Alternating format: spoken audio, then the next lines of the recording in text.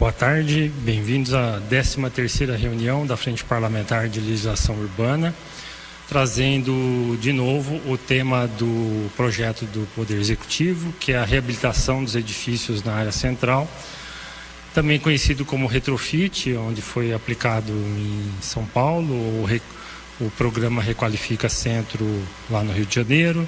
São várias vertentes de uma mesma ideia, onde você pretende reabilitar as edificações.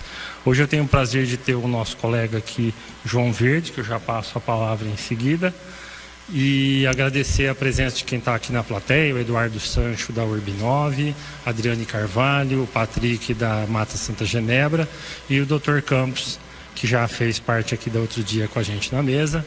Agradecer o cerimonial da TV Câmara.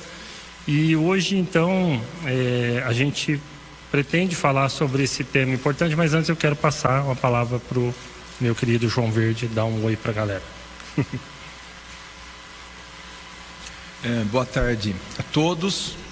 É um prazer estar aqui novamente, depois de um tempo aí que eu tive problemas com as reuniões que houveram, caíram justamente em dias que eu estava dando aula, então não tive possibilidade de comparecer pessoalmente e só pude assisti-las posteriormente em outros horários.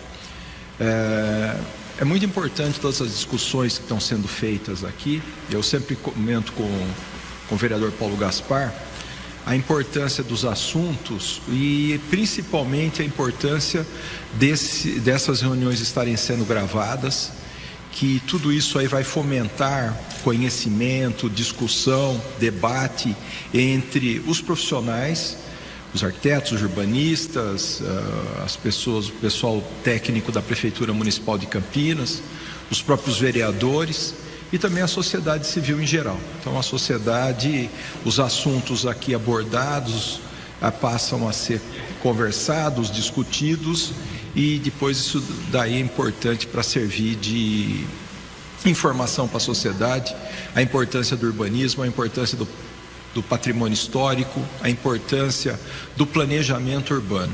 Então, muito obrigado aqui pelo convite do vereador Paulo Gaspar, e vamos continuar dando as opiniões sinceras, opiniões críticas construtivas. A gente não está aqui para criticar negativamente nada. Todas as ações do poder público a gente sempre recebe com bom grado, com bons olhos, e a nossa intenção é a gente estar podendo discutir em cima do nosso conhecimento, estar fomentando mais informações, mais debate, mais conhecimento, e sempre numa perspectiva de melhoria e de engrandecimento aqui para o urbanismo que nossa cidade tanto necessita. Obrigado, João. Então, recapitulando aqui que nós já conversamos nas outras duas reuniões anteriores, esse projeto, especificamente essa minuta que foi apresentada pelo Executivo, ele traz benefícios fiscais e urbanísticos para reabilitar edificações no centro de Campinas. Então, foi delimitado um quadrilátero, uma região do centro, e somente esses imóveis aí, que na faixa de uns 2.000 imóveis, é que receberão esses benefícios. A primeira discussão que a gente levantou foi por que apenas esses imóveis receberiam esses incentivos. Claro que devido à deterioração é a área que mais necessita no momento, mas quando você fala de benefícios fiscais e não apenas urbanísticos, acende uma luz vermelha, porque é uma lei que pode ser questionada, inclusive constitucionalmente falando, por se tratar de renúncia fiscal. Então ela precisa ser muito bem elaborada, e a nossa crítica enquanto frente parlamentar foi que a lei é boa, a lei tem boa intenção, mas que ela é insuficiente para atender o objetivo que ela quer, que é trazer mais moradores para o centro, que é um conceito que todos nós já temos de comum acordo, que precisamos aumentar muito a população do centro, que hoje Muita gente foi embora, foram as instituições, foram os moradores, foi o comércio, foi o serviço, e o centro está esvaziado e subutilizado na sua infraestrutura, em todos os setores, e também esvaziado economicamente. Então, a única forma da gente trazer e requalificar é trazer de novo as instituições, o comércio e serviço, e isso só vai poder acontecer quando tiver moradores no centro que vão demandar esses serviços, esse comércio, e as instituições que elas vão vindo depois em outro momento. Então, não é somente a Câmara voltando, não é somente o Poupatempo voltando, não é somente a cidade universitária voltando que nós vamos resolver o problema do centro, mas seria uma grande ajuda. Agora, com certeza, sem moradores, a gente não vai resolver de forma alguma. Temos problemas sérios de diversas áreas, segurança, questão de morador de rua, questão de Cracolândia se formando, que são os piores fatores aí que jogam contra, né, o sucesso da gente trazer de volta as pessoas para o centro. Então, a falta de segurança e a falta de mobilidade. E aí vem os questionamentos enquanto frente que a gente colocou a essa minuta, que, bom, só requalificação é suficiente? Só a requalificação dos edifícios é suficiente para alcançar esse objetivo maior, que é requalificar o centro de Campinas? Então não basta apenas requalificar edificações, a gente quer ampliar essa requalificação para todo o centro. E isso envolve equipamentos urbanos, envolve toda a população, né? A questão social principalmente. Então, um dos piores faltas que a gente sentiu nessa lei foi a falta do fator social. Qual é a mola social que vai impulsionar essa lei, para que ela não seja só uma renúncia fiscal para requalificar edifícios. Se ela for só isso, ela vai dar direito a que moradores do Castelo, do Guanabara, de outros bairros da cidade também vão querer renúncia fiscal para reformar a sua casa ou o seu edifício. Então a gente sabe que o centro é o coração da cidade, que ele precisa, todo mundo passa pelo centro, todo mundo usa o centro é histórico e o centro precisa desse cuidado, desse olhar especial do poder público. Então a crítica da indicação que nós fizemos uma indicação trazendo com muitos itens que a gente vai falar aqui item por item para vocês, mas em essência é isso: questionar o alcance dessa lei, questionar a função social dessa lei e questionar a abrangência da mudança do zoneamento. Porque para a gente abranger mais, para ter mais alcance e a conta fechar, para o tamanho do investimento que a gente precisa para o centro, para os equipamentos urbanos, para melhorar as ruas, as calçadas, a iluminação, a arborização e todos os ângulos que a gente precisa, nós vamos precisar de um fundo, nós vamos precisar de investimentos pesados no centro para custear essas obras. E isso vem através de contrapartidas, de empreendimentos, isso vem através de parcerias público-privadas. Isso é o que está acontecendo em São Paulo. Depois do lançamento lá do retrofit que aconteceu há 2 anos atrás, eles já viram que isso não é suficiente e lançaram o PIU, que é o projeto de intervenção urbana, que vem trazer exatamente isso que eu acabei de falar, trazer investimentos pesados para o centro, na infraestrutura urbana, e trazer mudança no zoneamento. Agora, hoje, inclusive, coincidentemente, nós tivemos uma palestra no Secov com o urbanista Cláudio Bernardes, extremamente experiente, um urbanista de longa data, e eu mesmo questionei a questão do retrofit em São Paulo, como ele via o sucesso do retrofit depois de 2 anos em São Paulo. E ele categoricamente afirmou que somente com incentivos fiscais é totalmente insuficiente para alcançar esses objetivos que nós nos propomos. Por isso a importância do PIU, que vem logo em seguida. Então, ao nós lermos essa minuta, a gente vê que é um protótipo do retrofit de São Paulo, muito bem intencionado, por sinal. Traz alguns avanços, como, por exemplo, não computar a área de garagens, você ter uma porcentagem ali para habitação de interesse social, também não contaria no CA. Ele traz alguns avanços nesse sentido. Se você usar, reformar para colocar área comercial no térreo, você também não entra no CA. Então você tem alguns ganhos de área que você pode reverter para a questão social, ou seja, você está fornecendo aquele uso misto que o plano diretor pede, né, para a cidade. Então, muitos prédios residenciais vão poder se tornar mistos, outros que são comerciais vão poder se tornar residenciais ou mistos. Então, isso é um ganho da lei. Que o retrofit de São Paulo era mais engessado. Porém, ao mesmo tempo que ele trouxe benefícios, alguns benefícios como esse que eu falei, ele traz também outros, não digo prejuízos, mas assim... Alguns problemas, como, por exemplo, você criar faixas de intervenção no edifício. Se você fizer uma intervenção mínima, você ganha menos isenção, uma intervenção intermediária tal, e uma intervenção drástica, você tem todos os benefícios, que pode chegar até 11 anos de ausência de IPTU, etc. Então, essa classificação, ela não existe nem no Retrofit de São Paulo, nem no programa do Rio, e é algo que, ao nosso ver, gera essa questão da renúncia fiscal.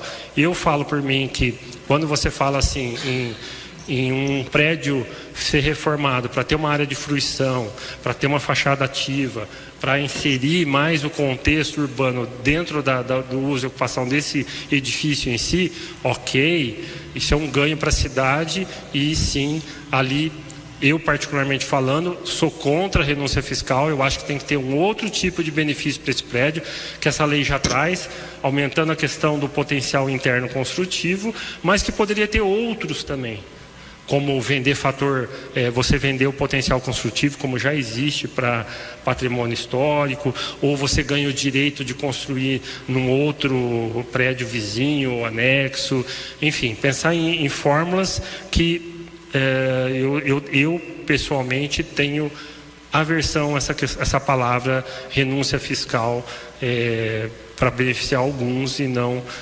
todos. Recentemente, vocês sabem que eu como vereador fiz uma proposta para baratear o IPTU do centro como um todo. Não tem nada a ver com a minuta desse aqui, nem nada. Foi somente aproveitando o contexto da discussão, onde, na minha visão, o centro como um todo não pode ter mesmo fator de valorização ou depreciação do Cambuí, do Guanabara, do Gramado ou de qualquer outra região mais valorizada, justamente porque nós temos inúmeros problemas aqui, como eu já citei, como segurança, Cracolândia e morador de rua. Então, nada mais justo do que ele tenha um fator de deterioração diferenciado dos demais bairros do entorno, e só isso, só ali mexendo nesse fator já seria suficiente para você ter um IPTU, vamos chutando aqui, vai metade do valor. Isso impediria que os moradores atuais saiam do centro porque o custo está ficando muito salgado, ou como atrair novos moradores da periferia para o centro, porque se tornou mais atrativo, o aluguel baixa, enfim, uma série de atrativos. Então, eu já vou passar para o João aqui fazer algumas observações, mas só para não entrar ainda nos detalhes, a essência das nossas críticas foram essa. Qual é a função social dessa lei? Qual é o alcance dessa lei? Por que não se fala em alterar zoneamento? E cuidado dela não ser uma simples renúncia fiscal. Basicamente, essas são as críticas que a gente colocou aqui enquanto frente. O que você acha, João? São várias questões aí que a gente tem que analisar e que colocar. Você já trouxe algumas. Primeiro, eu acho precisa ficar bem claro para quem está nos assistindo, vai assistir no futuro. Você fala o CA, saber o que é o CA, né? Para nós, arquitetos e urbanistas, construtores, etc., é muito fácil a gente saber que é o coeficiente de aproveitamento. É a quantidade de vezes da possibilidade de utilizar a área do terreno. Então, no centro da cidade, o índice é 5, apesar de da lei de zoneamento determinar um índice 4, mas depois na negociação pela aprovação do plano diretor e consequentemente da lei de zoneamento, resolveu-se deixar um índice 5. E isso está incoerente na lei. Isso era uma das coisas que tem que ser corrigidas na lei. Anteriormente ao plano diretor, foi contratado uma consultoria técnica da FUPAM, da Fundação da Faculdade de Arquitetura e Urbanismo de São Paulo, da USP, e os técnicos da FUPAM que propuseram esses índices, queriam transformar a cidade toda num índice 1, como é uma propositura do Estatuto da Cidade, e depois vem com a proposta do índice 2, o índice 4. E no fim isso acabou ficando meio como dogma e as coisas às vezes não avançaram. Eu, por exemplo, fui uma das pessoas que na época fui contra, e os grupos técnicos dos quais a gente fazia parte, porque eu acho um absurdo. Se você tem um terreno no centro da cidade, no Cambuí, outros bairros já consolidados, com índices como 5 no centro, 4 no Cambuí em alguns lugares, 3 em outros lugares, etc. De repente você muda a lei e no dia seguinte transforma tudo em índice 1.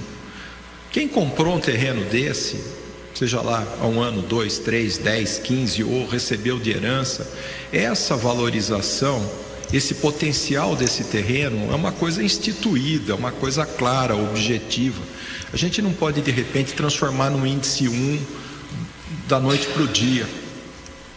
E aí houve essa incoerência de ficar o índice 5 no centro da cidade e o índice 4 na legislação do zoneamento. Eu defendi na época que os bairros que eram índice 1 e que seriam permitidas verticalizações, aí sim índice 2, índice 4, para ser cobrado na outorga. E o centro da cidade deveria ter um coeficiente maior. O centro da cidade, anteriormente à Lei 6.031, que foi a nossa lei de zoneamento anterior, que é de 31 de março de 88, ela previa um índice, a lei anterior previa um índice 8 no centro. Os primeiros prédios que eu fiz projeto no centro de Campinas eram um índice 8. E estão muito bem instalados no centro, não estão trazendo problemas, não estão trazendo conflitos. E justamente depois da 6.031, que o índice abaixou para 5, diminuíram-se os investimentos no centro. E na época discutia-se que haveria uma paralisia de alguns anos e depois esses investimentos seriam retomados. Eu posso dizer com segurança que foi muito pouca coisa que foi feito.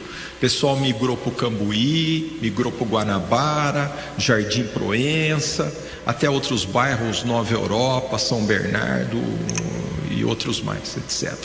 Então, o centro vem perdendo gradativamente o seu poder e a sua oferta.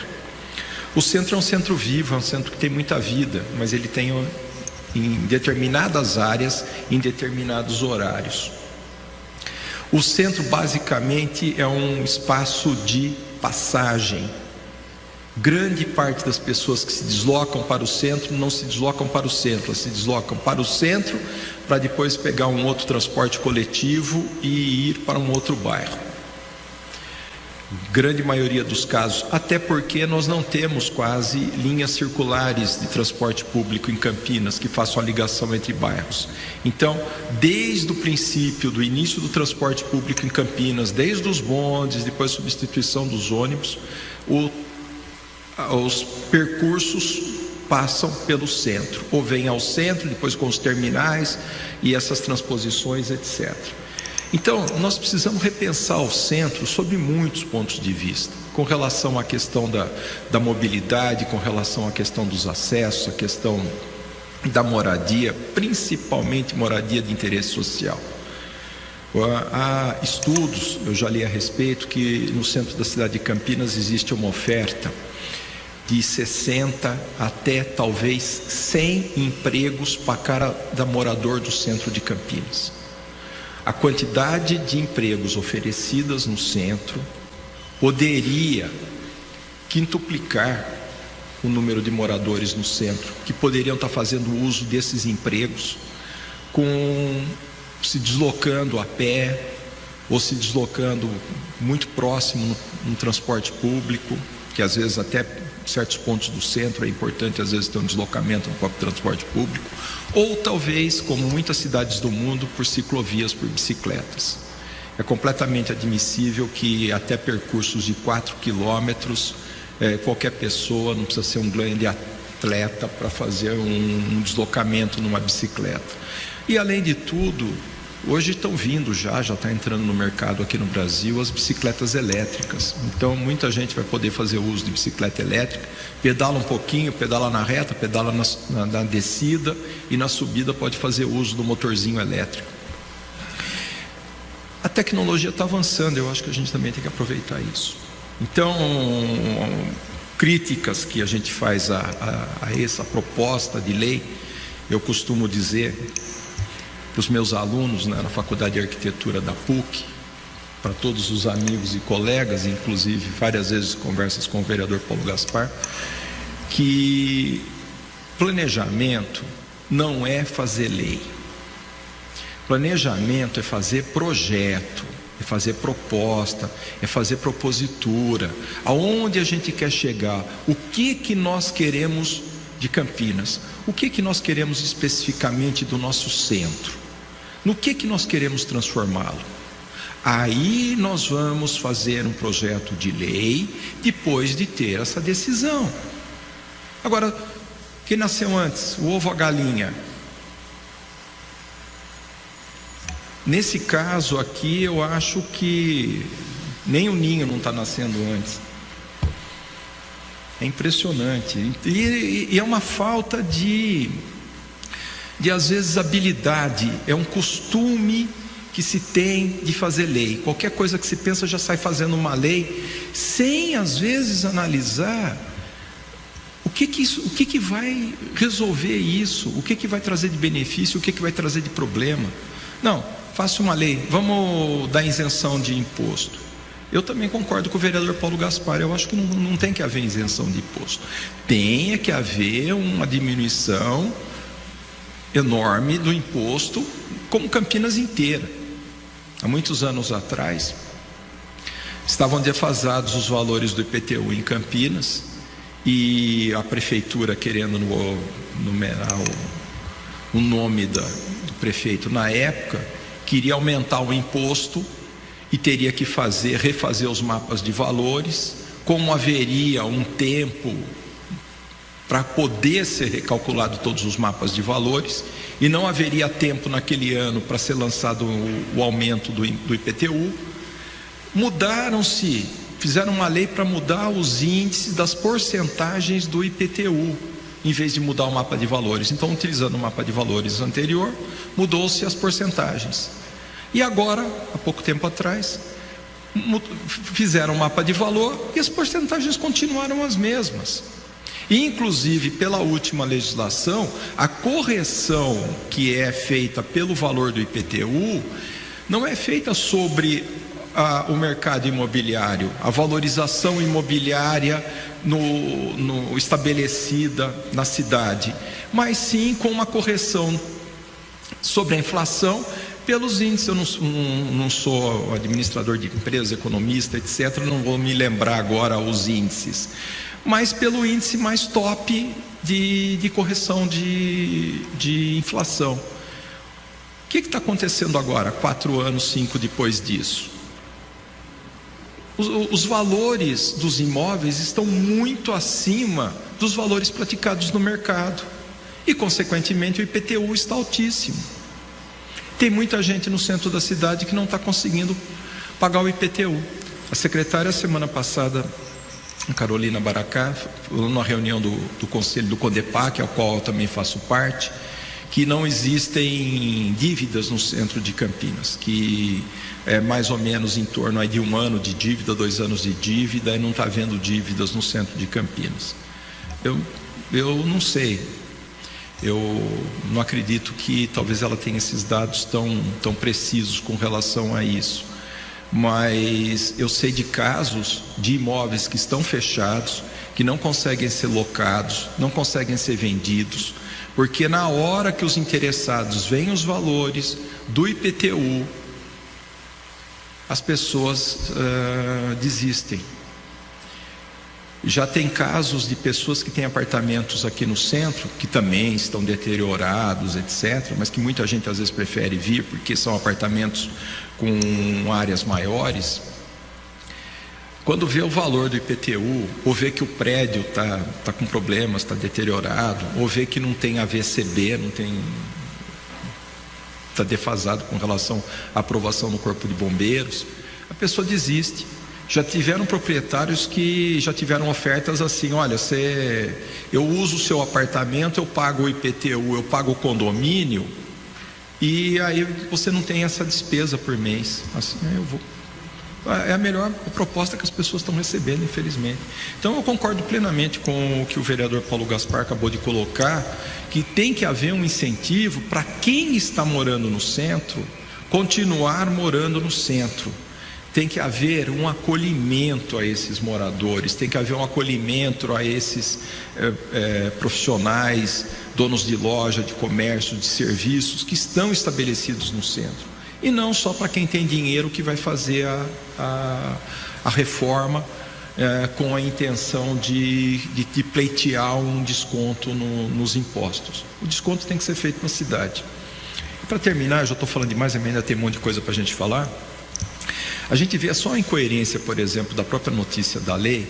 A própria imprensa, quando começou a noticiar sobre essa legislação, essa proposta de projeto de lei, foi fotografar o curtume lá na Vila Industrial, que não está isento nessa lei. Foi fotografar aquele prédio que era o hotel ali na Irmã Serafina, que está fora do quadrilátero, está na frente do quadrilátero, está fora. Então, sabe, a sociedade não está entendendo isso, a imprensa não está entendendo isso, este quadrilátero que foi formado. Por que que de um lado da rua tem direito ao benefício, do outro lado da rua não tem direito ao benefício? Por que foi estabelecido somente o benefício para imóveis mais antigos, anteriores a 6.031, projetos anteriores a 88?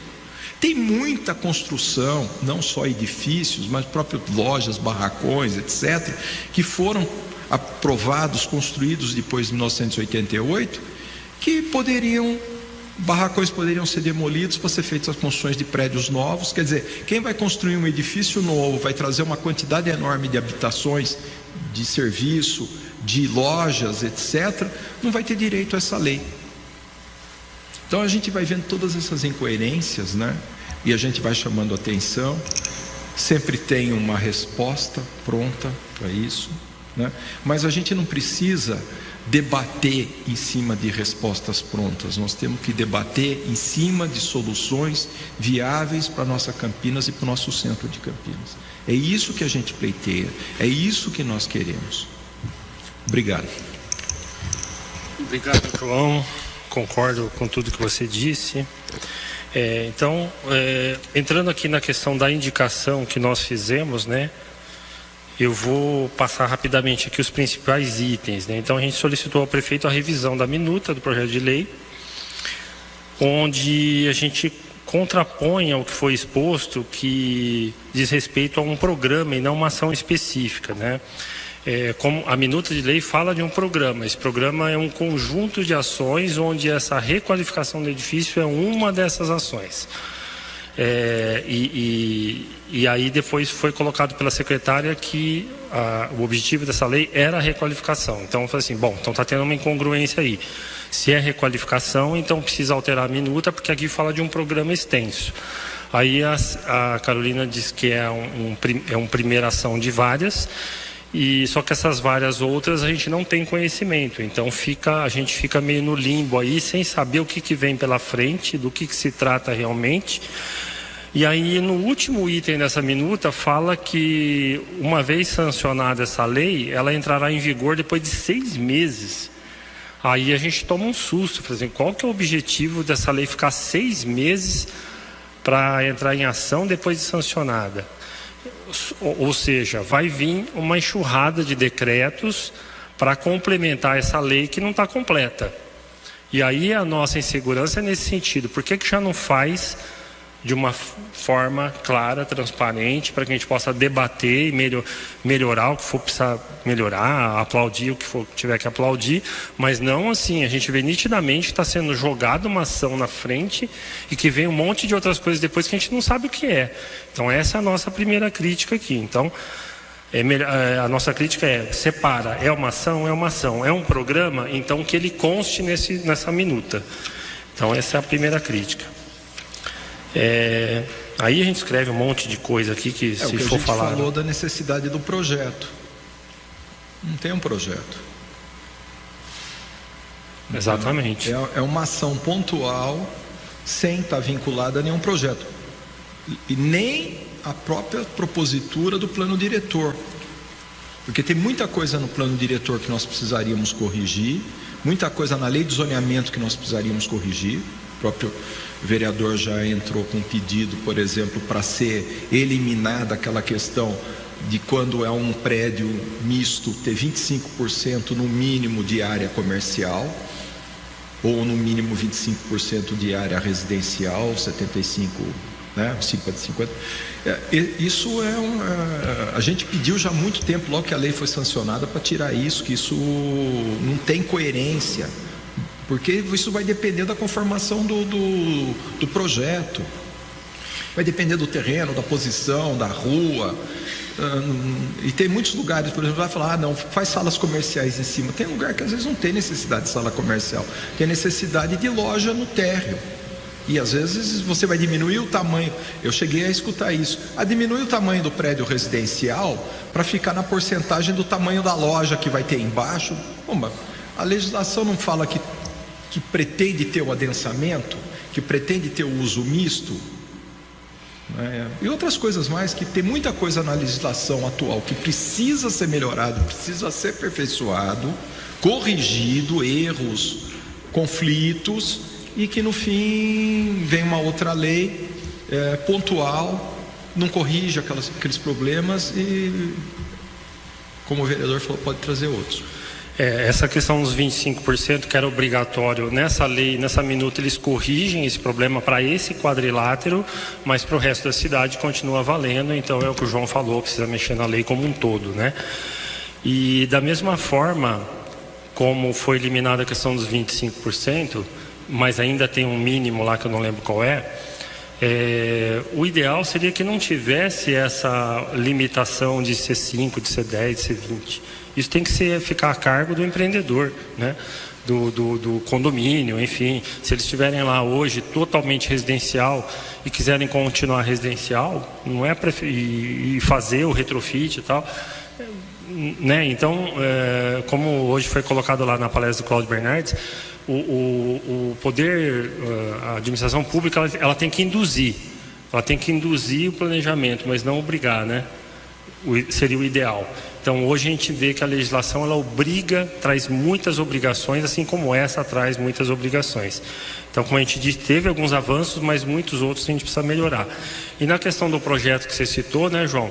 Um exemplo, a gente teve uma requalificação da Francisco Glicério, vamos ter uma outra agora da Campos Sales, só que isso teria que ter para todo esse centro aí, né? A gente precisa plantar árvores no centro. São questões pontuais, que nem semana passada no Condepac, eu inclusive votei contra aquele projeto de decoração da 13 de maio que vai colocar aqueles guarda-chuvas lá no centro. Aquilo não é um projeto de revitalização urbana, requalificação urbana, nada muito longe disso. É uma decoração. Vai ser feita lá. Inclusive uma coisa que pode trazer muitos problemas. Porque se vier às vezes um temporalzão, uma ventania, e aquilo começar, os guarda-chuvas a soltarem, começarem a voar, pode prejudicar, cair em cima de alguma pessoa, porque tem um movimento enorme na rua 13 de maio. Pode provocar acidentes. Uma outra coisa que eu acho gravíssima e que eu esqueci de colocar na reunião da semana passada do Condepac, é que inclusive é um projeto que não vai trazer nenhum benefício econômico para o país. Porque esses guarda-chuvas provavelmente vão ser fabricados na China, importados da China, né, com uma qualidade discutível, e vão ser colocados aí. Então é uma ação. A Glicério foi uma ação que não teve nada a ver com o projeto que a 13 de maio teve há uns anos atrás. A Campos Sales está trazendo uma outra conformação um pouco diferente da Glicério, pelo que nos consta, parece até agora. Essa nova mudança, essa decoração na 13 de maio não tem nada a ver com Glicério nem com Campos Sales. Há um projeto também que está para ser lançado agora, a licitação, de restauro do Mercadão, reforma do Mercadão, com a construção de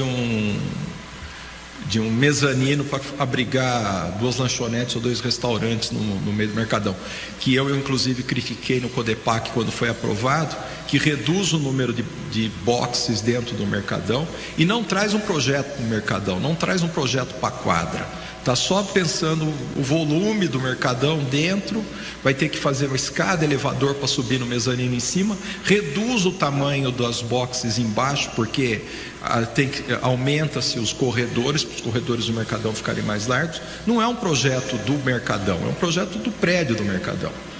O estacionamento, por exemplo, não tem projeto para o estacionamento, do acesso, que já tem problemas gravíssimos de acesso.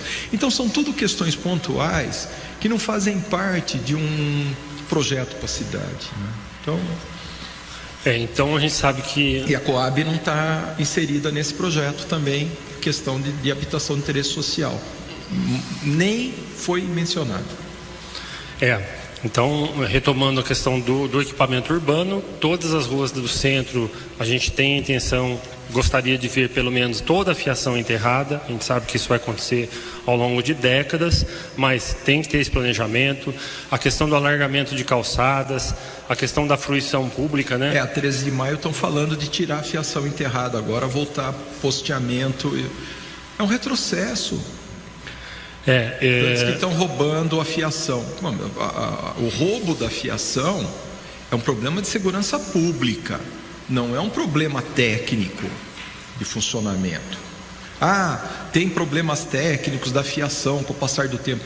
Não sei se a fiação que colocou lá não foi de boa qualidade, mas a tubulação está lá, o acesso está lá, a ligação com os estabelecimentos comerciais, com os edifícios, estão todos feitos. Se precisar trocar alguma parte da fiação, troca-se a parte da fiação, mantém-se a fiação enterrada. Tirar, por quê? Porque tem problema de roubo. Então tem problema de roubo, daqui a pouco também tira-se da glicério. E por que se vai fazer então o projeto da Campos Sales com fiação enterrada? A conferir, me parece que essa era a conversa inicial, depois houve mudanças aí no processo, mas enfim... A questão dos equipamentos, de planejar todas as ruas, a gente trazer arborização para o centro. A gente sabe do problema das ilhas de calor, né? Nós temos pouco índice de arborização no centro. A gente precisa alargar algumas calçadas para plantar árvores, que é o que vai ser feito na Campos Sales, né? Ao contrário da Glicério, que não foi possível plantar nas calçadas por causa da tubulação que tem debaixo das calçadas. Não foi previsto. Se no projeto tivesse sido previsto ter arborização, teria sido previsto no projeto a posição das árvores. Acordaram que não tinha arborização, depois do projeto está praticamente executado, a obra está praticamente executada. Aí fizeram aquele paliativo de colocar aquelas pobres daquelas árvores dentro daquelas caixas metálicas.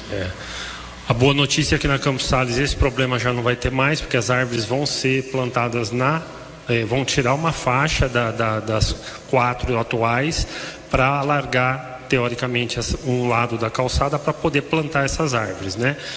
Então nós vamos ter mais uma arborização ali. E para as outras ruas do centro também precisa ser previsto tudo isso. A gente solicitou um plano piloto no ano passado para a INDEC, onde até as ruas mais estreitas, como essa aqui do lado, por exemplo, você pode criar ilhas. Como existe na Glicério, existem ilhas, né? Você tem locais que os carros têm parada rápida e você tem um alargamento, onde você tem banca de jornal e outras coisas. É um local que pode ser plantado árvores, né? Então, mesmo onde tem 2 faixas hoje, onde você tem um carro de um lado e o outro está passando, você pode ter algumas ilhas onde o carro está parado e plantar algumas árvores. Lógico que precisa ser bem projetado, como o João disse aqui, precisa ter um desenho de quarteirão por quarteirão para alocar cada uma dessas árvores, ver para onde tem portão, que sai carro, que não carro, enfim, né? Tudo isso tem que ser desenhado. Não existe esse projeto. Não existe projeto de melhoramentos como parklets, como ciclovias, que na Campos Sales já vai ter. Pela primeira vez vai ter um desenho de ciclovia ali, mas vai ser uma ciclovia curtinha, mas que seja. Aí um dia faz uma outra, já vai ligar, enfim, isso faz parte de um plano maior. Mas não temos um desenho para o centro todo. Então essa é uma grande crítica que a gente fala, por que não já inserir isso na aprovação dessa lei? Né? Uma das críticas nossas eram essa.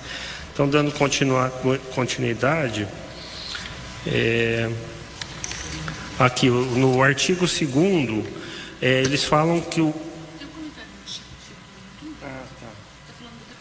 a Renata Balloni, boa tarde a todos. Bela fala do professor João Verde, decoração completamente descabida, desnecessária, inútil e de custo definitivamente duvidoso. Bela fala.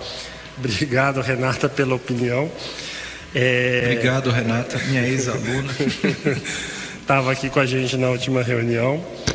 E em relação ao prazo para protocolização do pedido de reabilitação, então eu vou reabilitar meu prédio, eu sou o síndico, eu tenho 2 anos para entrar com o pedido.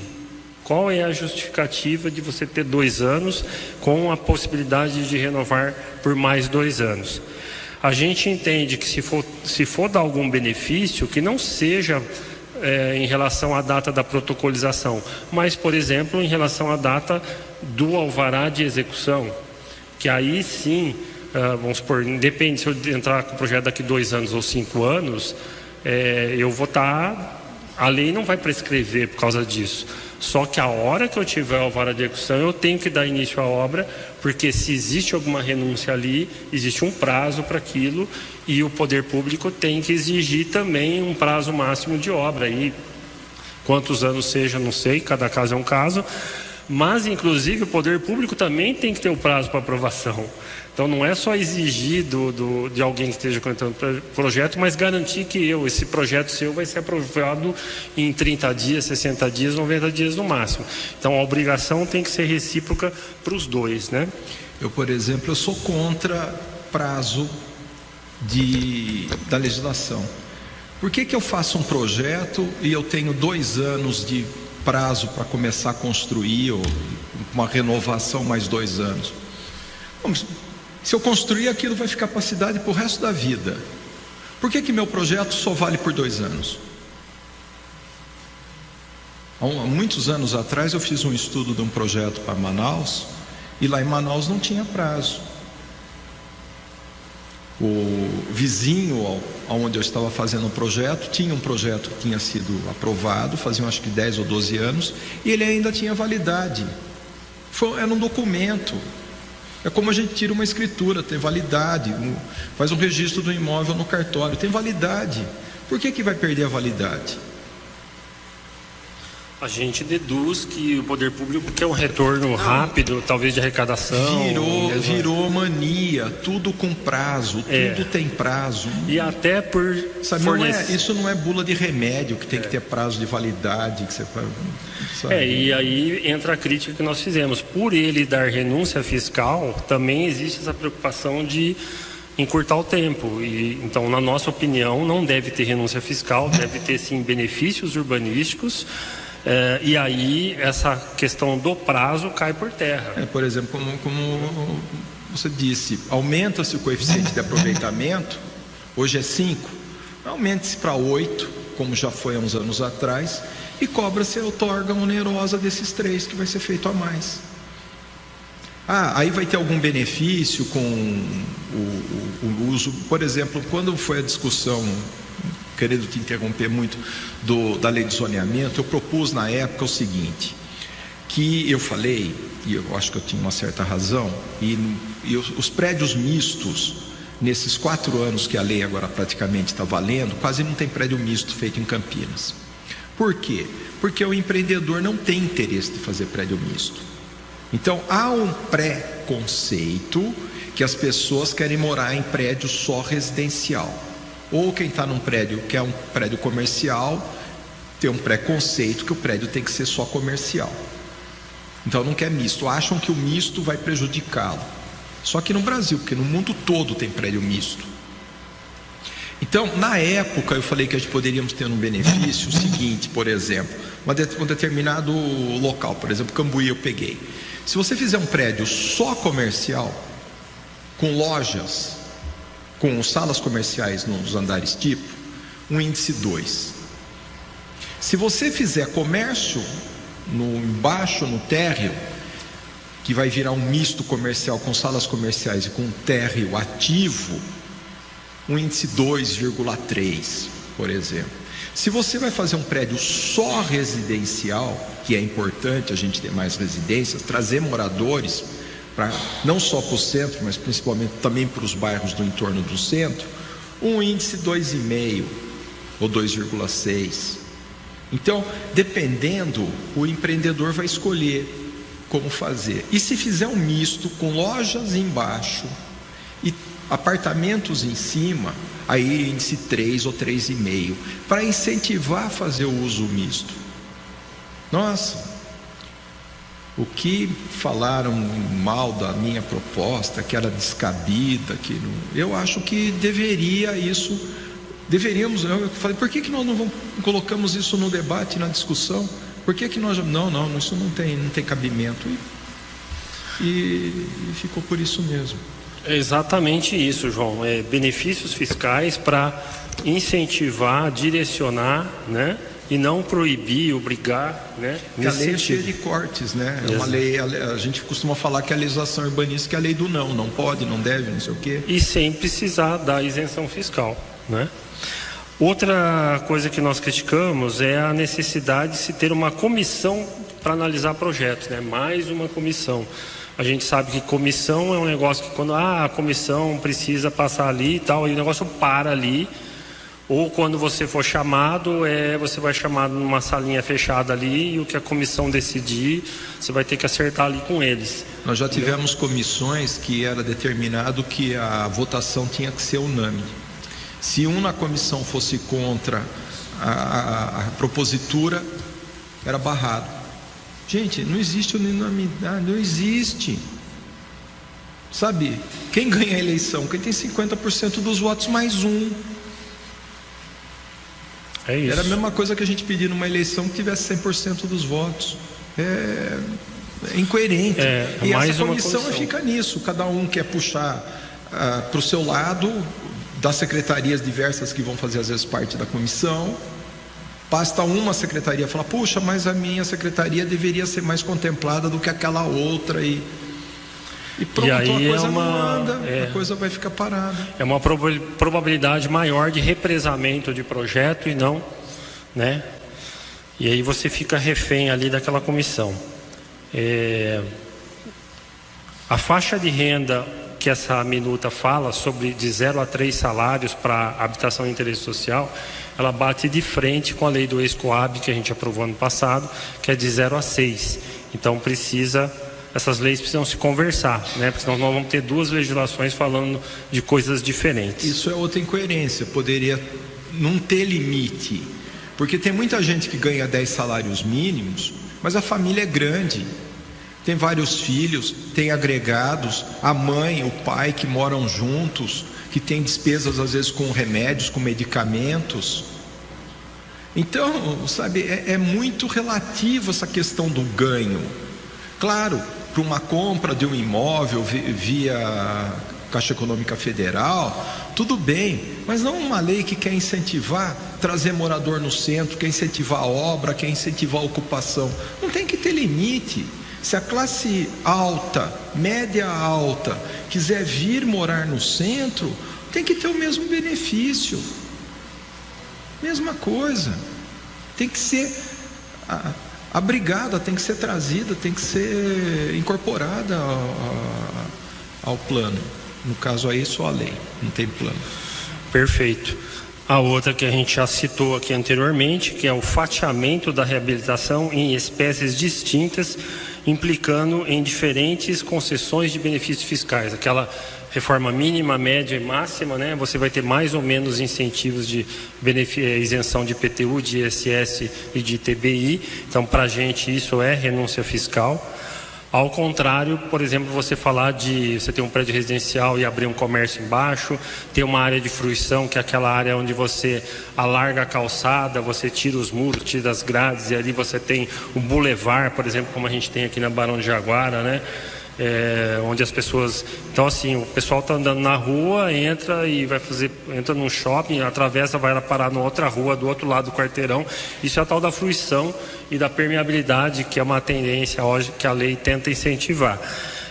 Mas aí você colocar a tal da renúncia fiscal para poder delimitar e equalizar isso, é que a gente é contra. Isso é outra questão, por exemplo, que a gente coloca de não ter projeto. Porque, às vezes, uma atitude, um projeto que vai ser feito num determinado edifício, que pode ser tratado como uma coisa muito simples, como simplória, pode trazer um retorno efetivo enorme. Às vezes, outras ações que às vezes vão ter custos mais altos, às vezes o retorno para a sociedade, para a cidade não é tão grande. Nós temos que abraçar todas as ideias, as perspectivas. Agora, não ficar, sabe, porque nós vamos incentivar a pessoa a fazer mais. Ela tem que fazer o que for importante, o que for necessário, o que vai resolver a sua necessidade e a sua questão. Não tem que ter essa divisão de parâmetro, justamente por causa da renúncia fiscal. Eu acho que aí tem que se buscar outros mecanismos, outros incentivos. Outro item, não abranger, limite para demolição parcial. Parece que existe um limite mínimo, não máximo. Você só pode, então eu compro um prédio antigo, ou eu moro num prédio antigo, eu quero reciclar ele, eu posso demolir 20% no máximo desse prédio. Qual o motivo? Por que não 25%? Por que não 30%? Então, sabe, é uma regrinha que a gente não... Tem na internet, no São Paulo nas Alturas, naquele canal do YouTube, do Raul Lustilores, que mostra um prédio que era de salas comerciais em São Paulo, e que por ser de salas comerciais tinha pouquíssima iluminação e ventilação, demoliu-se um trecho enorme no meio do prédio, justamente para dar aberturas de janelas de iluminação e ventilação para os apartamentos que substituíram as antigas salas comerciais. Garanto que naquele projeto demoliu-se muito mais do que 20% da área construída do prédio. O que essa lei poderia determinar é que essa área que foi demolida do prédio, para poder às vezes fazer essa conversão, né? Essa requalificação do prédio em termos de iluminação, ventilação, vista, perspectiva da cidade, né? Possa ser incorporada ao prédio. Às vezes há uma sobra de terreno, poderia se aumentar na parte de trás, na parte do fundo, né? Ou essa área ser transferida para um outro prédio novo que porventura possa ser construído. Por que vai diminuir? Por que vai obrigar a ter 20% a menos? Às vezes aquilo não tem necessidade de ter aquela área para que esse prédio tenha qualidade. Então, é uma coisa de mania do legislador intervir na propositura de projeto do profissional, do arquiteto urbanista.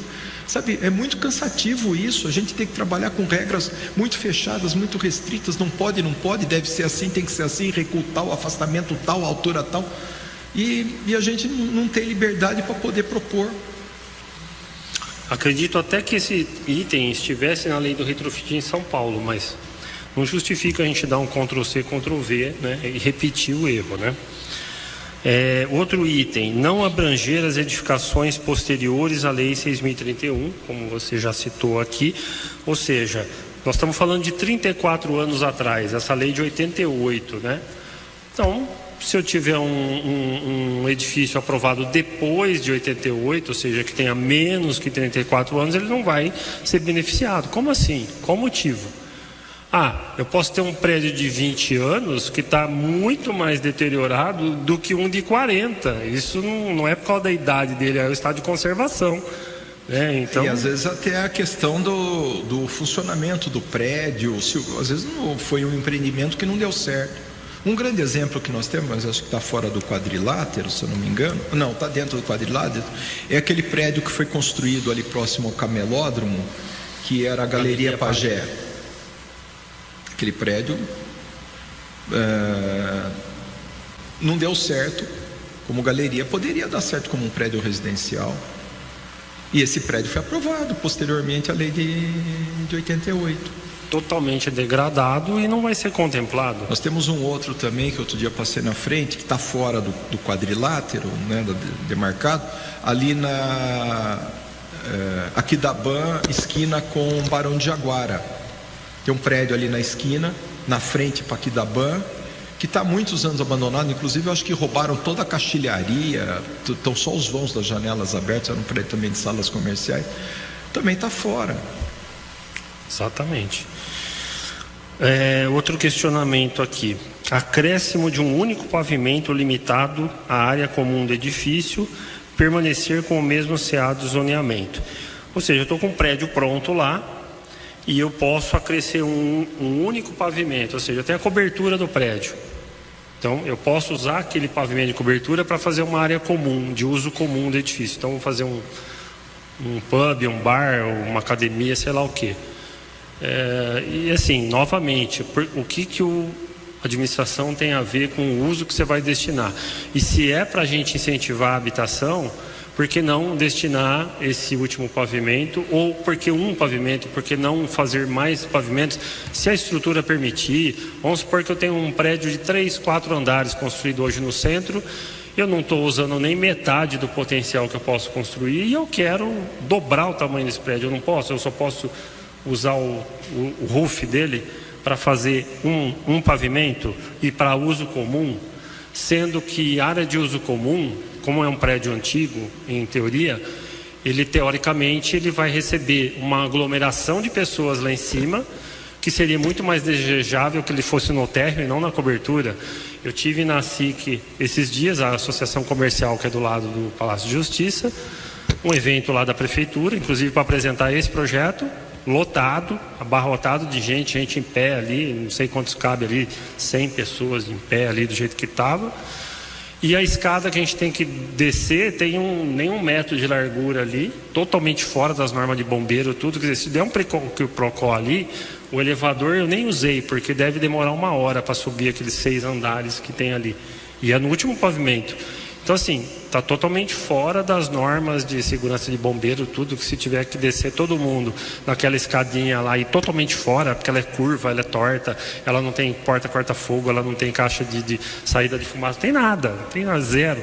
E está todo mundo lá abarrotado lá em cima. É um prédio dos anos 50, né? Então não tinha legislação de prevenção agora, ao incêndio ainda. Beleza, quer fazer lá, faz, mas não obrigar, né? Tipo, só pode usar lá para uso comum. Então, uma crítica. Na década de 90 eu fiz um edifício que o condomínio quis fazer em cima no prédio, um prédio de 12 andares, quiseram fazer no 13º, 2 salões para utilização, espaço gourmet, etc.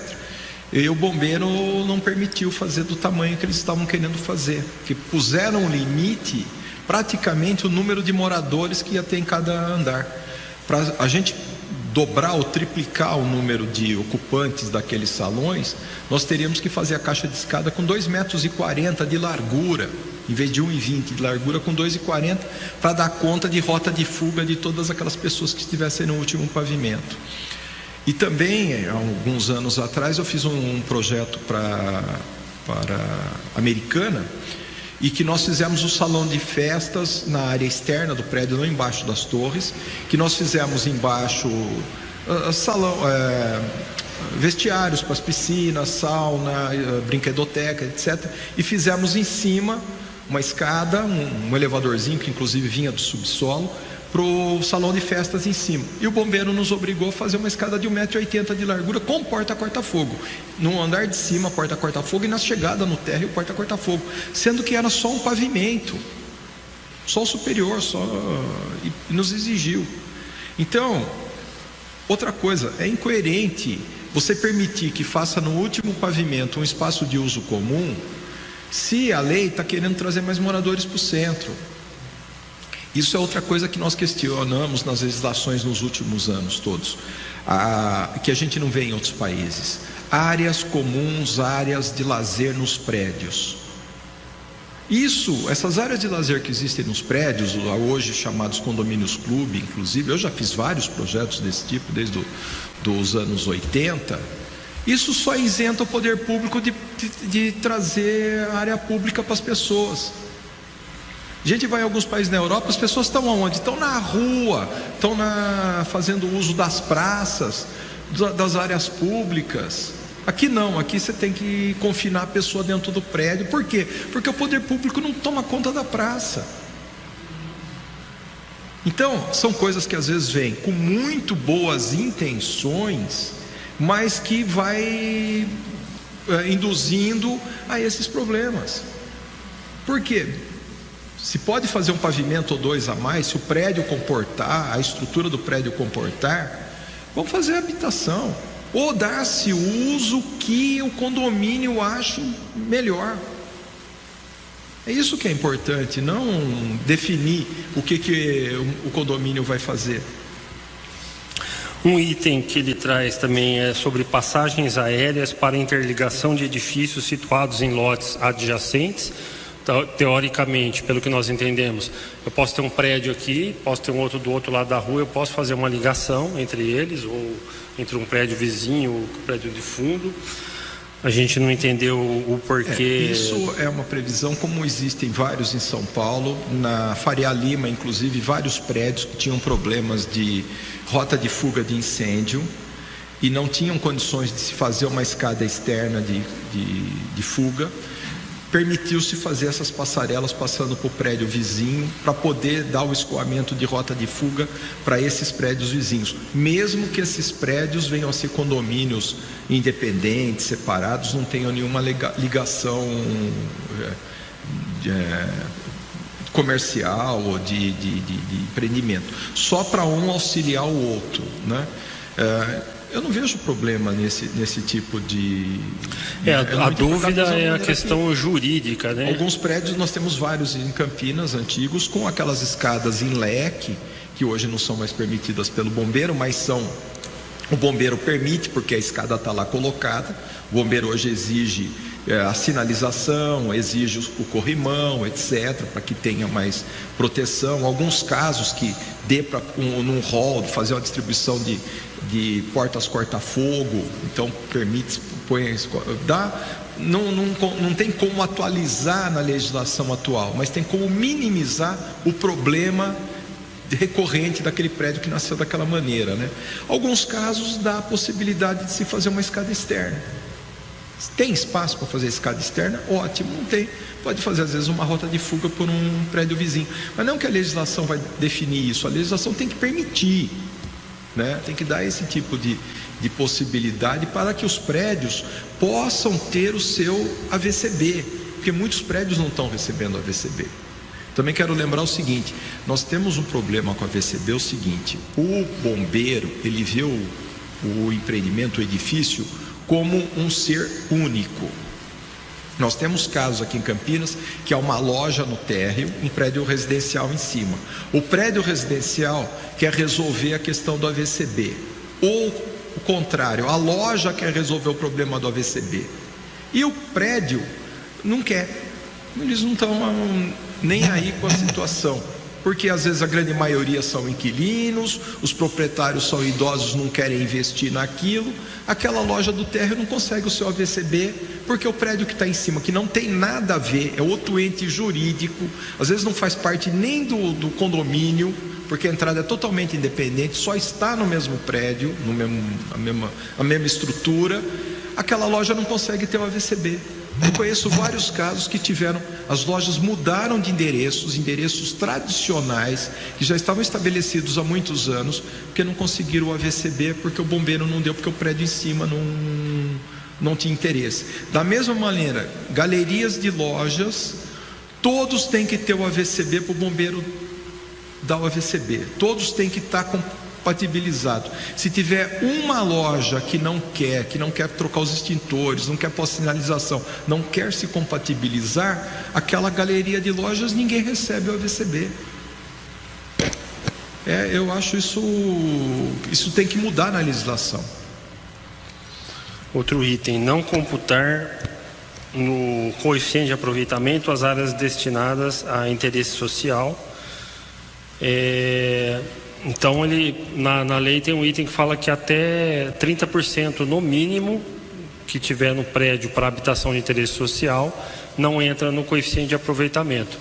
Mas se a gente não pode construir, não está se mexendo no zoneamento, não está mexendo no potencial construtivo dos terrenos, fica inócuo você dizer que não vai poder acrescentar, porque você não pode fazer mais do que já tem. Então a gente também não entendeu esse item de você não computar no coeficiente as habitações de interesse social. Da mesma maneira que eu acho que deveria haver um estímulo a projetos de prédios socialmente integrados, no estilo do Copan, do Conjunto Nacional em São Paulo, que no mesmo edifício você tem apartamentos de kitnet, 1 dormitório, 2 dormitórios, 3 dormitórios, até 4 dormitórios. Nós vamos estar integrando a sociedade. O Copan tem muitos casos, muitos programas documentários que a gente já assistiu sobre o Copan. Eu mostro isso inclusive nas aulas para meus alunos, que é casos assim: a pessoa mora no Copan, é dono da lanchonete embaixo, o atendente da lanchonete lá, o garçom, a garçonete, moram também no Copan, o chapeiro também mora no Copan.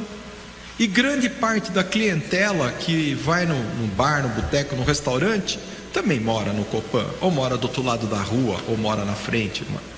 Então, isso a gente integra a sociedade.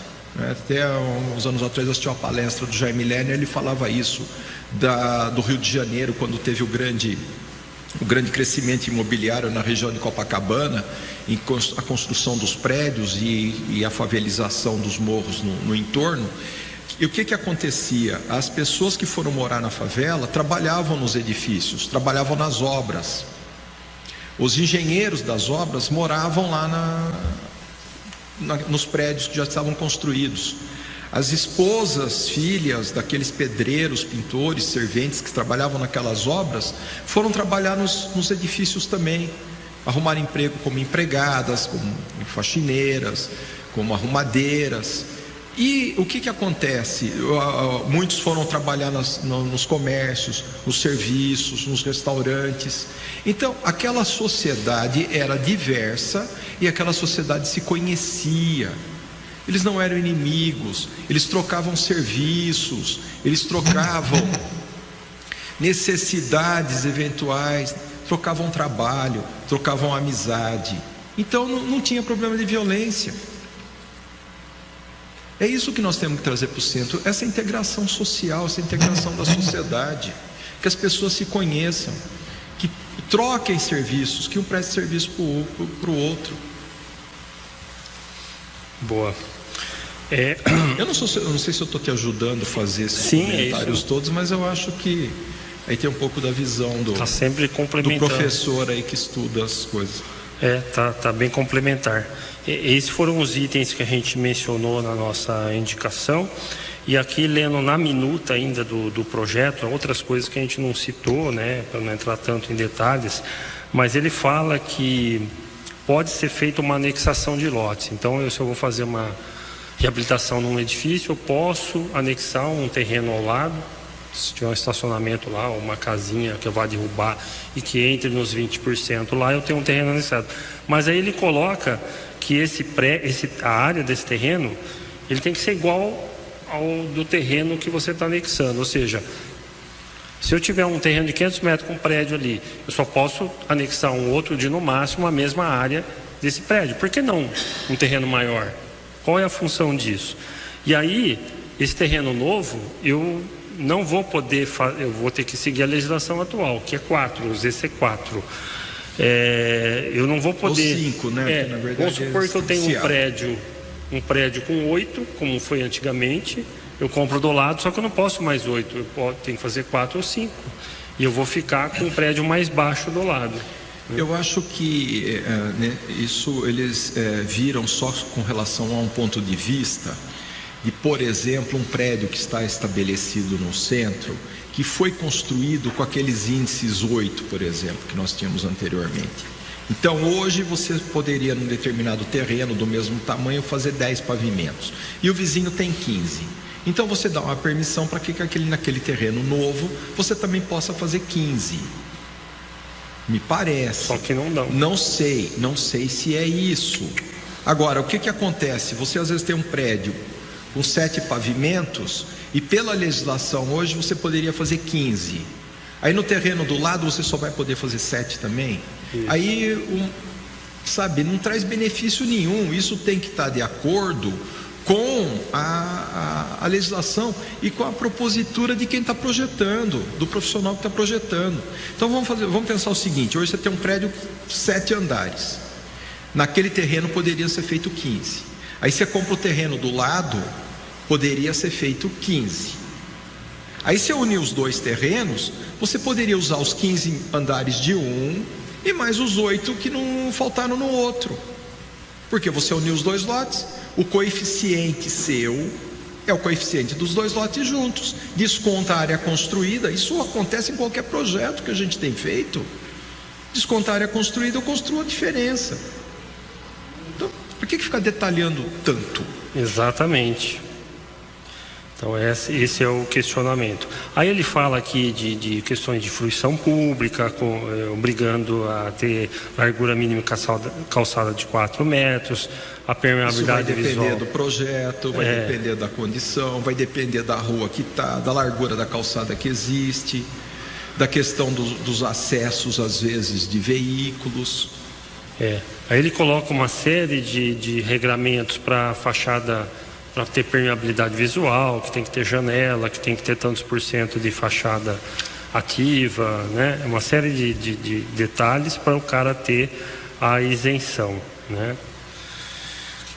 São tantas regras aqui que nem vale a pena ficar repetindo, porque são coisas que os técnicos têm que sentar. Na verdade é o seguinte: tudo isso que é colocado na legislação como pode fazer isso, deve fazer isso, há sempre o contraponto de se não fizer isso não pode, se não fizer isso não pode, se não fizer isso não pode. Continua aquela legislação do não. Aqui, por exemplo, fala de incentivos para quem tiver painel fotovoltaico, aquecimento solar nas edificações, e eu tenho uma crítica em relação ao IPTU verde, que muitas cidades tentam implementar, algumas implementaram. Aqui nessa casa acho que já tem projeto protocolado nesse sentido, que se você tiver fotovoltaica ou cisterna, qualquer outro tipo de melhoramento que ajude o meio ambiente, você vai ter o desconto no IPTU. Eu acho um absurdo isso, porque o melhoramento a pessoa já tem na sua conta de luz, ela vai baratear a conta de luz dela, ou vai baratear a conta de água dela, e não precisa ter isenção do Estado para isso. No caso da renúncia fiscal, para você beneficiar esse cidadão, você está beneficiando quem tem condições de botar o equipamento, e quem vai financiar isso é quem não tem condição de colocar o equipamento. Então é um Robin Hood ao inverso, né? Você tira do pobre para financiar o rico. E também é renúncia fiscal no meu sentido. Então é mais uma crítica reforçando aquilo que a gente já colocou. Eu defendo que haja um incentivo desse tipo, mas, por exemplo, na conta de água. O que eu conseguir reduzir, vai lá, tem o sistema, mostra, tem um sistema de captação de água de chuva ou de reuso. Eu posso, além de eu reduzir a minha conta de água, porque eu vou estar fazendo parte dessa água de reuso, eu já reduzo, eu posso ter uma redução maior de incentivo. Isso existe em diversos países. Alguns países é obrigado a ter o uso do reuso. O Japão obriga isso, os Estados Unidos em diversos estados, o Texas obriga, mas eles dão incentivos de financiamento, inclusive, para que esses equipamentos venham a ser colocados. Então, eu vejo como benefício, por exemplo, você pôs o painel fotovoltaico, você vai reduzir a conta de luz, você vai receber aquilo e você pode transferir para um outro imóvel, inclusive. Você pode ter os painéis no imóvel e transferir parte daquela conta também para a redução de um outro. Pronto, está ótimo. Conta de água, a mesma coisa. Eu acho que não precisa. Agora, o problema é que fala-se sempre de reduzir o IPTU, porque o IPTU está muito caro, está nas nuvens, né? Mas aí cada coisa é para a sua finalidade, né? Senão vira desvio de finalidade. Então, assim, aqui ele cita mais outras 4, 5 folhas falando da tal das renúncias fiscais, os critérios que são feitos. A gente não vai entrar nos pormenores, mas a ideia, a gente falou basicamente que somos contra a renúncia fiscal para dar benefícios urbanísticos. E o que a gente não falou ainda aqui? Como que a gente traz a população da periferia para morar no centro, que é o grande objetivo que a gente gostaria que tivesse nessa lei, que não tem, e que tem na lei do ex-Coab. A lei do ex-Coab, para nossa surpresa, semana retrasada, acho que teve a presença do Jonathan e da Gisela aqui, do Marcelo. Eles falaram que depois da aprovação do ex-Coab, coisas de 6 meses atrás que a gente aprovou, já tem mais de 100 empreendimentos aprovados. Então, assim, o retorno dessa lei foi muito positivo e a gente tem que trazer isso aqui para o centro, né? Então, essa compatibilização da Coab ou da SEAB, que a Coab é uma prestadora de serviços da SEAB, que é a Secretaria de Habitação. Enfim, quando a gente fala Coab, é porque ela que operacionaliza isso, né? Apesar da competência ser da SEAB. Essa conversa que não houve com essa lei atual. Então, a gente está vendo que existe um fatiamento de uma lei de reabilitação de edifícios, existe uma lei ótima ali do ex-Coab, e existe a ausência desse projeto de centro que não existe. Então, são 3 pilares aí que a gente essencialmente enxerga que seria o ideal que eles estivessem numa mesma lei. Se por questões políticas, se por questões de estratégias elas não estão, a gente gostaria que isso ficasse claro para nós por que não estão, e se é para elas trabalharem de forma isolada, que aconteça esse diálogo. Então, se a prefeitura não quer incluir a lei da Coab nessa lei, que então seja sinalizado que nós iremos trabalhar na sequência com a lei da Coab para que seja focada a trazer esses incentivos para os centros, esses incentivos urbanísticos. Para quem não sabe, o que a lei da Coab faz? Ela tem o terreno, a construtora ela compra o terreno, ela compra a área, ela aprova o empreendimento na Coab, ela ganha uma contrapartida de 2% em unidades residenciais. A Coab recebe da empresa 2%, então se ela tiver 100 unidades, ela recebe 2%, e ela ainda recebe mais 4% de contrapartida para melhorar o entorno, arruamento, melhorias, creche, escolinha, coisas que possam acontecer. Então, basicamente é um impacto de 6% que existe de contrapartida do empreendedor. E já que no centro nós temos tudo isso pronto, esse 6% com a infraestrutura toda pronta que nós temos, ele poderia ser revertido para um fundo para financiar a locação social, que é um instituto que nós não temos aqui hoje. O grande incentivo da Lei Coab é que dá um índice 1 a mais para quem fizer o empreendimento e o contrato com a Coab. Então, na periferia, nas regiões mais periféricas, isso é um grande incentivo, porque a pessoa já tem um índice 1, pode fazer 2. Um local que tem um índice 4 vai poder fazer 5. Aqui no centro, esse índice poderia aumentar também o coeficiente.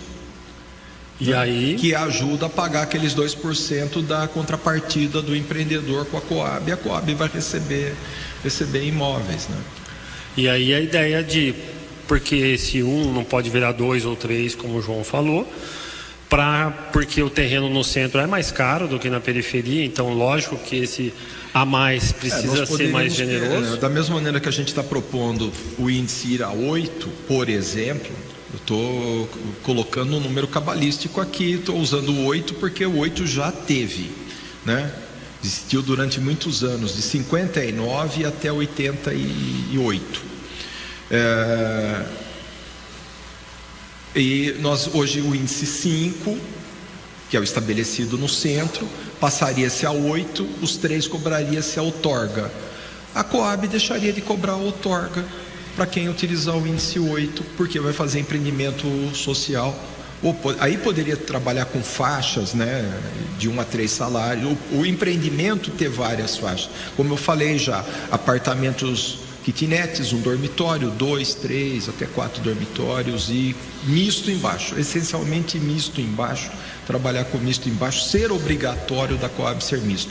Nós temos um problema na legislação federal que eu acho gravíssimo, que o BNH financiava e a Caixa Econômica Federal não financia o comércio. Eu fiz projeto para o ex-Coab, estou refazendo o projeto agora. Nós tínhamos, a ex-Coab permite fazer 15% a mais. Então, por exemplo, um terreno de 3 mil metros, eu posso fazer com índice 2, 6 mil metros de área construída e fazer mais 15% de área comercial. Nós fizemos um empreendimento assim. Só que o que acontece? Quem não tem interesse de comprar o empreendimento, porque aquela área construída lá em torno de 400 e tantos metros não tem financiamento. E o empreendedor, a construtora, né, a incorporadora, não quer pôr do bolso para fazer aquele comércio, que inclusive, no meu ponto de vista, lucraria muito mais, porque venderia esse comércio pelo valor de metro quadrado muito superior ao metro quadrado da habitação, e está trazendo emprego, serviço, local para empreender no prédio, no caso do ex-Coab. Então eu acho muito importante que trabalhe-se no âmbito federal, para que possa ser financiado não só as habitações, mas os empreendimentos como um todo. Se eles forem mistos, tiverem comércios, que a Caixa Econômica Federal financie esses comércios também, porque isso só vai trazer benefício. Muito bom. Bom, basicamente a gente falou aqui da nossa indicação, falamos do que a minuta hoje é deficitária, falamos do objetivo de a gente ampliar esse programa, e se é um programa, a minuta precisa ser alterada. Se não é um programa, a minuta tem que ser retirada aqui, que é um programa e vai valer para um projeto específico de reabilitação de edificações. Então essas são as nossas observações. E aí, se vocês quiserem... Tem mais uma questão importante, vereador, que sexta-feira agora, dia 23, haverá uma audiência pública para se discutir esse projeto de lei, essa propositura de projeto de lei. Não é um projeto de lei ainda, é uma proposta de projeto de lei que está sendo discutida aí com a sociedade. O CMDU também montou uma comissão para discutir. Então, inclusive nós no Conselho temos uma reunião hoje. Não, hoje não, amanhã no final da tarde, para fazer a discussão na terça-feira. Então está movimentando a sociedade, né? Então sexta-feira agora é muito importante. Não lembro o horário, é à tarde, no período da tarde?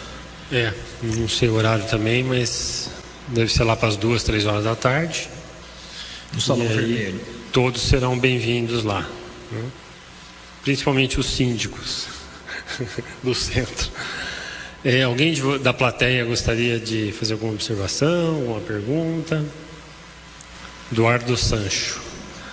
Acho que vai passar o microfone.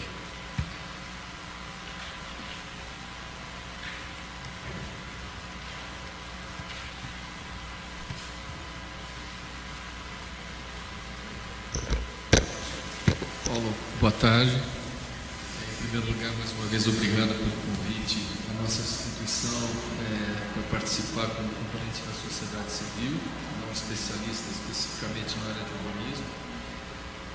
Queria parabenizar o professor Verde mais uma vez, porque toda vez que a gente vem aqui, ele brinda com conhecimento e com aprendizados que são super valiosos. Obrigado. E eu fico refletindo aqui como representante da cidadania de Campinas, né, cidadão de Campinas. Nos dias de hoje vira guru quem fala o óbvio, né? Fico refletindo como que cada um tem direito a ter a sua própria opinião, mas ninguém tem direito a ter o próprio fato. E o professor Verde nos brindou com uma fileira de fatos técnicos, né, exposições técnicas a respeito.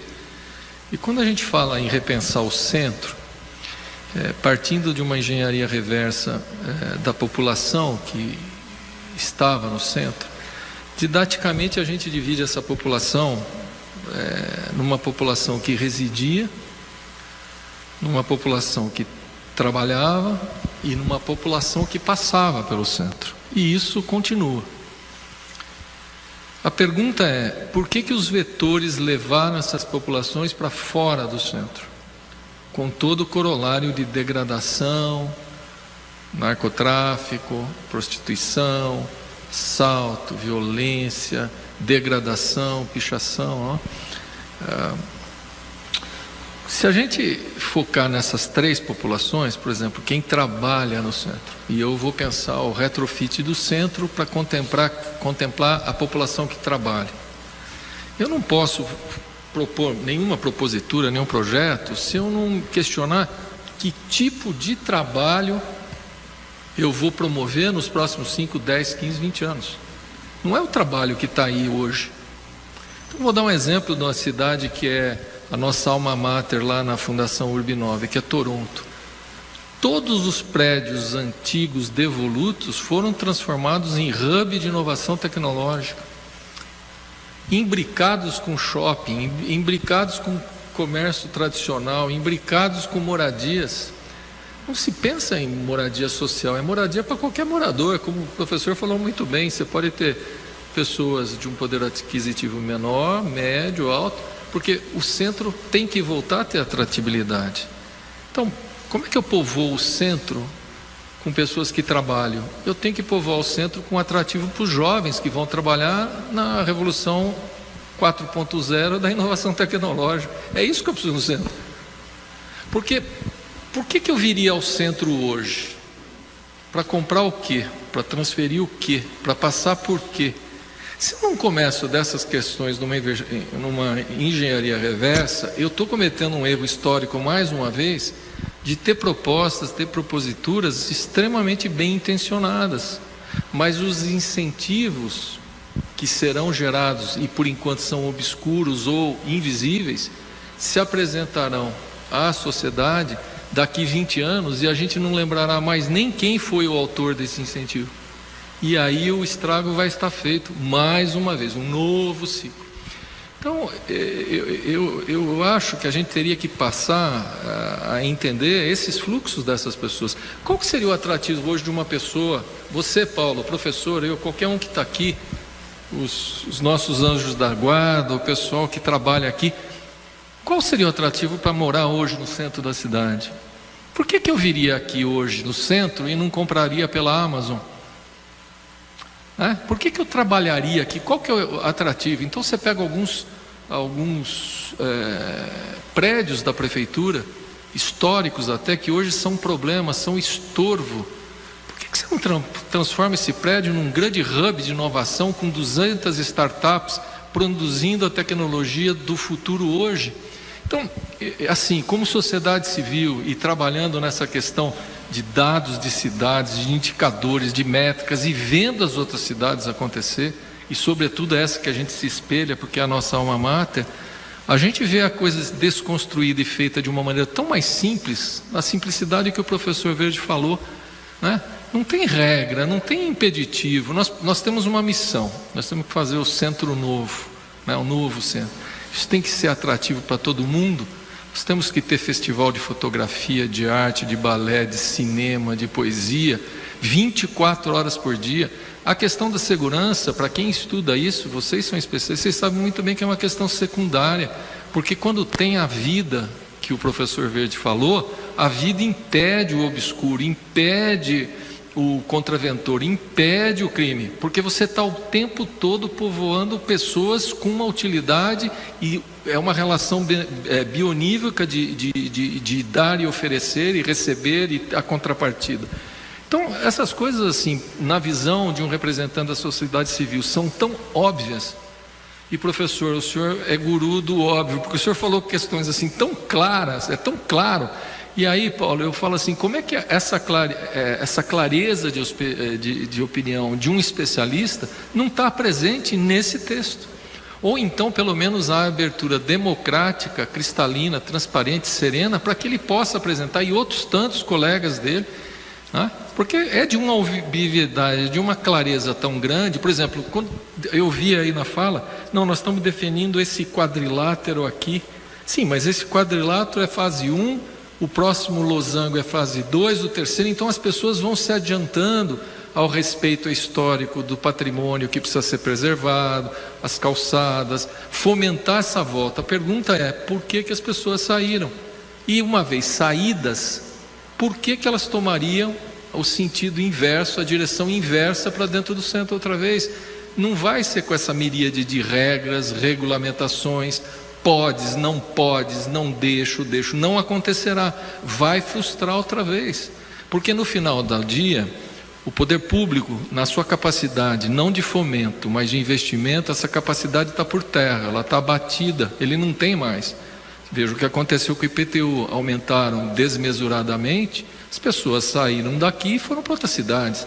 Hoje a relação de um IPTU que pagava 100 mil paga 8 em Sumaré, Hortolândia. Quer dizer, é um descompasso absurdo.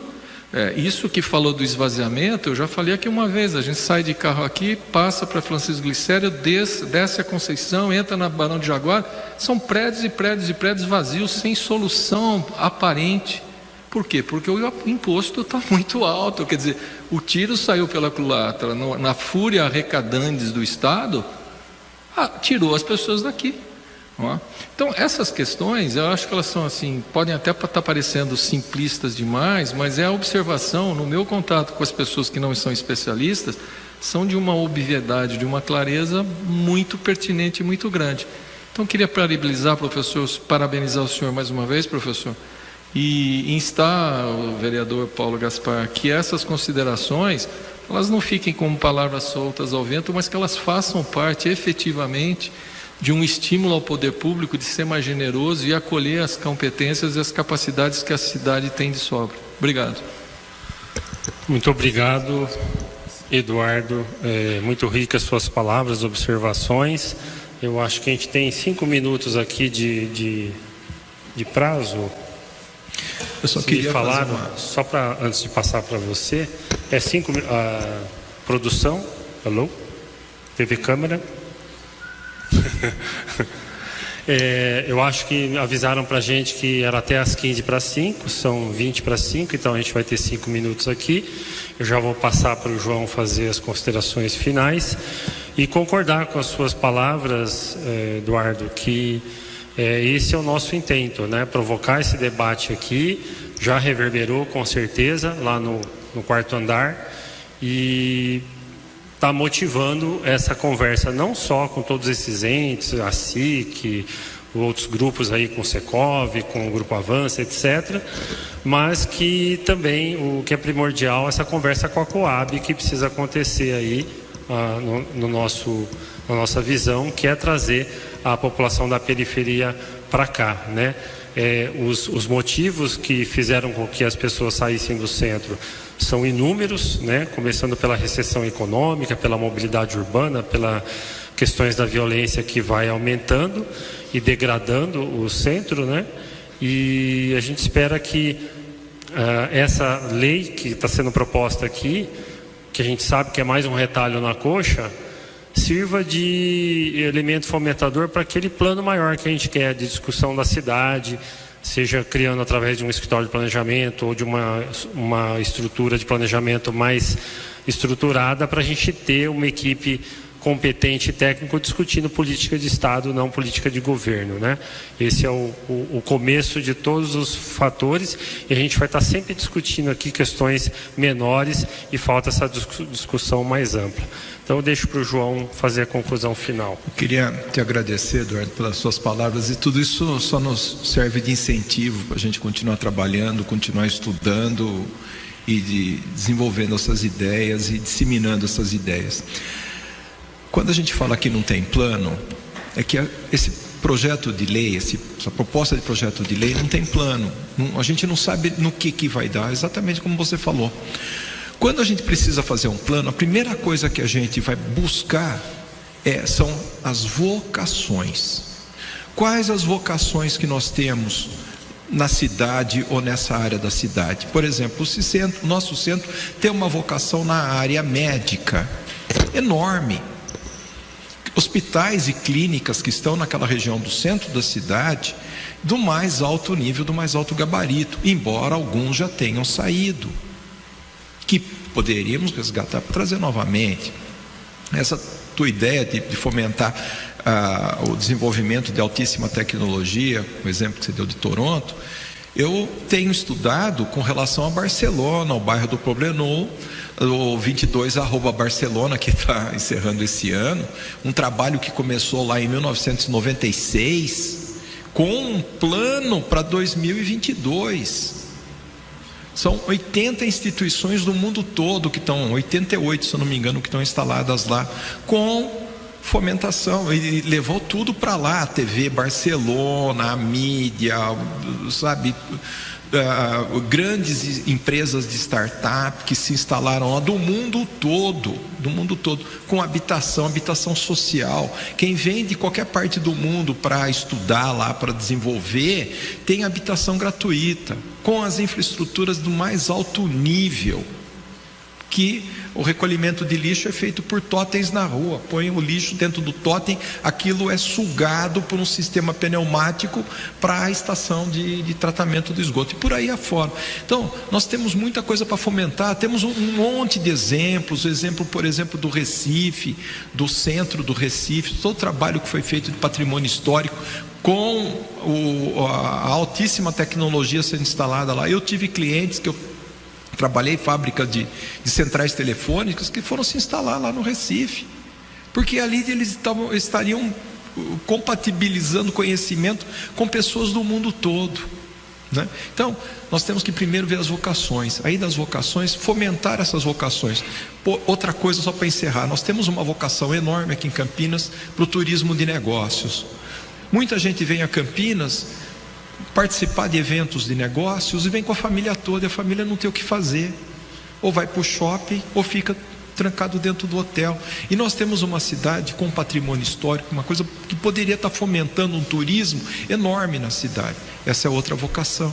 E outras mais que nós temos, a parte da educação, né? Eu já fui morador do centro. Quando acabou meu primeiro casamento, eu fui morar num apartamento no centro, e eu dava aula alguns dias à noite na PUC Central. Eu ia a pé da PUC Central até lá perto daqui da Ban, onde eu morava. Várias vezes eu fiz isso.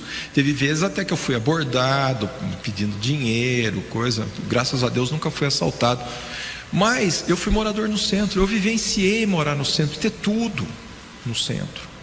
E outras coisas mais que agora não dá para a gente dar continuidade. Mas eu agradeço muito, eu acho que a gente tem que fomentar cada vez mais esse debate, essas proposituras, e a gente ajudar a educar a sociedade com relação à necessidade do planejamento urbano. Obrigado, vereador. Perfeito, João, muito obrigado, e em breve marcaremos a nossa próxima reunião. Agradeço a presença de todos os convidados aí, o Eduardo pela participação, Adriane, Matheus, e todos que nos assistiram, e também ao cerimonial da TV Câmara. Agradeço muito o apoio aí, e até a próxima, pessoal.